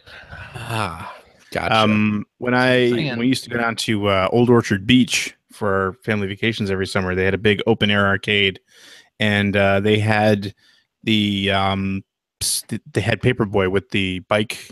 Oh yeah, with the handlebars. Yes. Yeah, the handlebars. I loved playing that. The Dumb Cowboy hologram game was Time Traveler. Time Traveler. Yeah. You know what I actually loved as a kid was Congo Bongo. Oh yeah, I enjoyed that one too. I was a kangaroo myself. Oh, Kangaroo was great. We could do like a 4-hour episode of us just sitting here going, "Hey, remember that arcade game? That was good. That was awesome. Remember Stun Runner? That was a fun, fun Stun game. Runner. Hard driving. When I would go to Showbiz Pizza Place back in the day, the games that got most of my quarters or tokens, I suppose, Gyrus. Konami's Gyrus. Qbert. Was one of my favorites. And Food Fight, the Atari game Food Fight was fantastic. And perhaps the most obscure of my favorite games back in the day, it was another Atari game, a game called Peter Packrat. Oh, I love that game. I never saw that game. Yes. Peter Packrat was you're going through these kind of the levels kind of reminded me of like Wrecking Crews levels. Because they're very much platforms and ladders, but you had to go around and collect little objects and then return them to your house, and you were a little rat, and there were enemy rats and birds flying around, I believe, trying to stop you. So yeah. Although I think special mention for Double Dragon, because once you learned how powerful the elbow move was, and you could basically beat the whole game on 1 quarter. I was my beat 'em up was Kung Fu. Oh, okay. Loved Kung Fu. Good choice. Yes, we could go on and on Burger time. and on and on. Yep. One more thing before we close the show out, though, I meant to mention last week and I forgot to when I mentioned the Extra Life stream I did with for Snatcher. I wanted to call out and say thank you to Jeremy Blaustein for actually showing up and chatting with the folks on the Twitch feed. Jeremy was the localization manager for Snatcher. Oh wow! Games like Suikoden, I think Suikoden 1 and 2, Castlevania Symphony of the Night. Yeah. Is he still in the industry or not? I don't know, but again, it was it's a name that I've known for a while because I'm such a big Snatcher fan, and his name is pretty prominent right on the title screen. I think I told CJ this when I was announcing that I was going to be playing through Snatcher. I knew his Twitter handle, so I put it out on Twitter, and then like an hour later, I saw that he followed me on Twitch. That's great. Excited about it. That's great. He's still in Japan, so of course the time frame wasn't necessarily that convenient for him, but he did find like an hour or two to come in and just hang out with the people chatting on the channel, and he was sort of throwing out some trivia about the development of the game and how it got chosen to come to the US, and He was calling out some different Easter eggs in the game that we stopped and tried in the middle of the play session. So I meant to call that out last week. If you go check it out on YouTube /Generation 16, you can see my Twitch archive and where he was answering some questions, and I was repeating pretty much everything he said into the mic. So again, wanted to call out and say thank you so much for that, Jeremy. It was so cool as someone who was a huge Snatcher fan growing up to have someone who actually, was responsible for bringing it here. He also mentioned something about, I wanted to call out too. I didn't ask him about those jail bars, which I should have, but talking about the value of the game, apparently there were only like 2,000 copies printed. Really? And I think only 1,000 of those sold. Really? Crazy. Were the numbers he was throwing around. Wow. So, yeah, it was like I didn't realize just how rare the game actually is. And yeah, Nemeva in our chat, he was there hanging out that day, and he was calling out, like, when you call him in the game, he constantly referenced lyrics to different songs, and he was sort of sitting there talking about the musical references and everything. It was very cool. It was very cool. I just wanted to call it out, say thank you to him for coming and hanging out with us. That's awesome. Cool. Yeah. Oh, and speaking of call outs, you, CJ, and Greg were called out on Back in My Play with the whole reveal of the Xbox. That particular episode is fantastic with Mark Crispin. So yeah, I gotta listen. Anyone who hasn't listened to it should. Yeah. Well, Back in My Play is an outstanding podcast in general. So True. It sure everyone is. should be All listening the to that. episodes. Anyway, Yeah, but that's a great entry point, is what I'm saying. I agree. Yeah. I agree with that. And they call out Greg's music choices or something like that, or his Probably. photography work on, because you had to take photos of the feature or something for. Yeah, that's the last time I'm doing that. I remember when we had the dev kits, and I was reviewing Tony Hawk Pro Skater 2X, and was playing it, and Dan Leahy walks by, and you can do the custom soundtracks, and he had forgotten about that. So as you were hearing "Baby One More Time" being played, he just wrinkled his nose, and he's like, "Why the did they put that in there?" And I'm like, "No, that's my choice." Exactly. Land Then now. he said, Yes, "You're fired." killing me.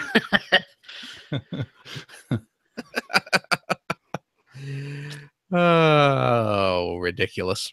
Alrighty, and that is our show for this week. Thank you very much for listening. If you have any question for us or would like to comment on something you heard, you can direct that to @P1 Podcast on the Twitter, or you can go to our internet website at player1podcast.com. There you'll find our contact information. You'll find blog entries about Sega CD stuff from Mr. Greg Seward.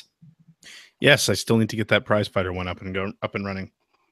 There you go. You'll find new episodes of Generation 16 as they're posted. New episode this week covering Sagaya, Oh. the Genesis shooter on the Genesis. Nice. Nice. You'll find show notes for this episode where I include relevant links to things that we talked about. You'll find information on Scoop Fest 17 coming up here in like less than a month or a month-ish. We should really start planning what we're going to do at Scoop Fest. We'll have a couple hours before the show. Yeah, we'll worry about that later. Yeah. You go to heyscoops.com/shop, and if you enter coupon code baldness, you get 10% off your ticket to Scoop Fest 17 in Las Vegas, Nevada.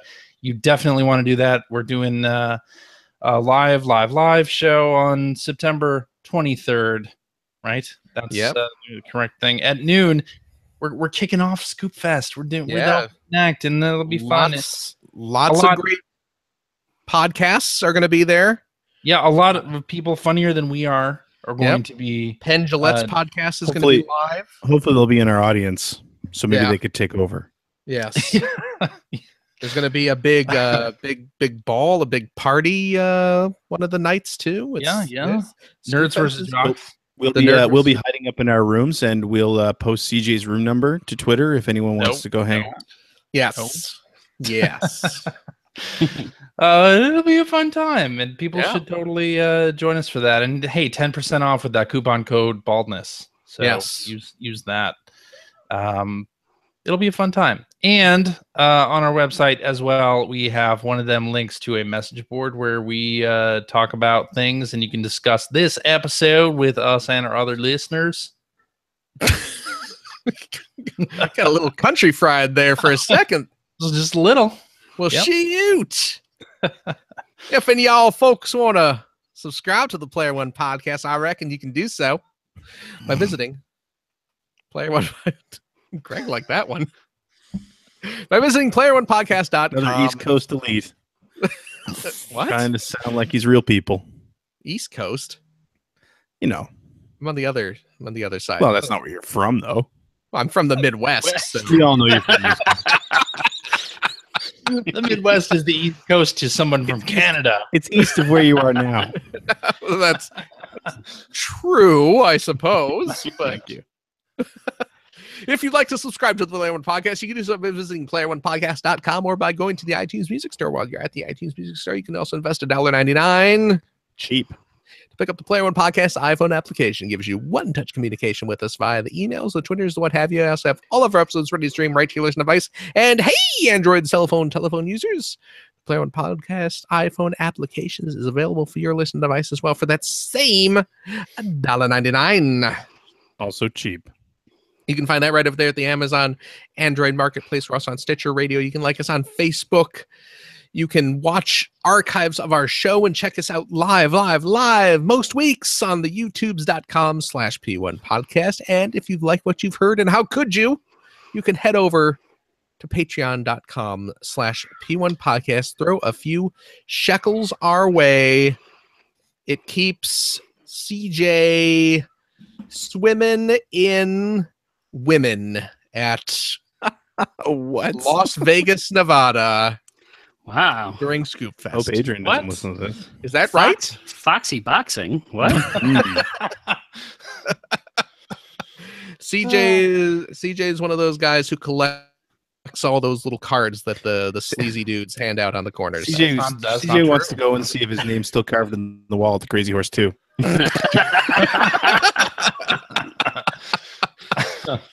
I don't know what That's- you're talking about.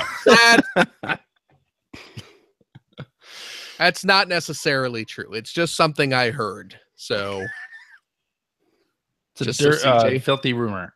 It's a filthy rumor. a Phil Theobald rumor. Yeah. Okay. And if you have a couple bucks left over, head over to generation-16.com where you'll find the Patreon link to help support Greg Stewart's outstanding web series about North America's favorite runner-up, the Sega Genesis. Original home of Sonic the Hedgehog. That's right. And we've got a new episode coming soon, Yes. so we can't wait. Thanks, The Phil. new shorter format is pretty great. I like it. Thanks. Appreciate that. I like it. A lot of people seem to. Are you going back and cutting up your old episodes? That is all done. Oh, did you post them Yeah. all If already? you go to the YouTube channel now, you'll actually see it's split into 2 seasons. Okay. And so season 1 is 88 and 89, and season 2 is all of 1990, which we are about 8 games away from finishing. Okay. Wow. Yeah. Awesome. December Very 1990 cool. was a huge month. It was the biggest month of the system up to that point. So Awesome. Okay. Well, that's very cool. Go watch that on the YouTubes. CJ, Yeah. thank you, sir. Thank you, Phil. And yeah. I hope you have a good week this I week, hope CJ. you do too. Well, don't Okay. don't raise a question about it. Yeah.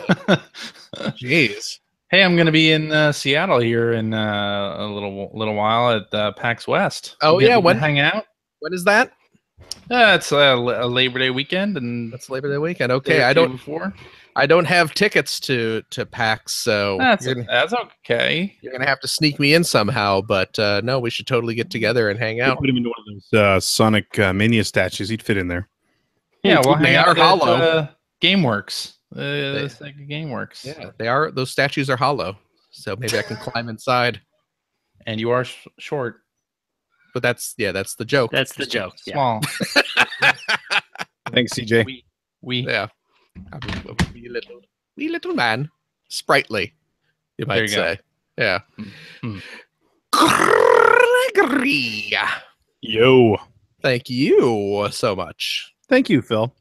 for that. And Ethan. Yes. Thank you. Thank you. And before I Yes. forget to say it, a quick public service announcement. Uh-huh. This week is really important because Madden 17 is coming out, or I guess 18. And the reason this is important is it means that there's going to be a midnight launches on Monday, the 21st, and you can go pick up Uncharted at all the GameStops that are open on Monday. So that Jeez. makes Or- Madden I'll exciting. just unlock at midnight when I since I preloaded it on my PlayStation 4. Or just I'm not going because I'm 41 and I have a job. just order it on Amazon and they'll bring it right to your house. They deliver at What's the fun in midnight. that? And What's you'll the get fun in that? and you'll get a 20% discount for They deliver at pre-ordering. midnight. Not That's Canada mighty kind anymore. of 'em. I didn't know they deliver at midnight. That's pretty cool. No, but GameStop gives you 20% off if you pre-order. I'll take the midnight. I'll take the money. Yeah. Weird, man. Good luck. Good luck feeding your kids with games at midnight. So come to Scoop Fest where Ethan is going to set a $100 bill on fire live during the show. And special warning, this week, tomorrow, Monday, we're having a total eclipse of the sun. And it's a little safety warning for anyone out there. Yeah. It is dangerous to look at the eclipse. You do not want to stare at the sun. No. Either in general or during an eclipse, certainly. If you were unable to buy the special glasses, because I know they've been selling out, you can make your own pair of safety viewing lenses at home. If you take a like saran wrap and But wrap you know it, this video comes out on Tuesday, so don't well, even. if you It'll be wrap after the eclipse. if you so wrap the saran wrap tightly around your head, don't. and you got to wrap it around the whole head, or else I hear you get sun 20% off at rays GameStop if you do that. can sneak through. But yes, if you securely wrap your entire head in saran wrap, make sure the seal's good and tight so no sunbeams can sneak in. No. You will be Then burnt safe. corneas are the least of your problems. You'll be That's true. safe. So Hmm. good luck, everybody. Watch out for the sun. And we'll see everyone next week. Okay. Don't actually wrap your head in plastic, people. That's you can That's- suffocate. Don't do what Phil tells you to do. Good rule of thumb. If you're taking your life advice from any podcast, especially this one, but especially from me, True. don't. Just Don't. don't. All right. Don't. Let's end this. Bye, folks. Bye. Bye-bye. Bye.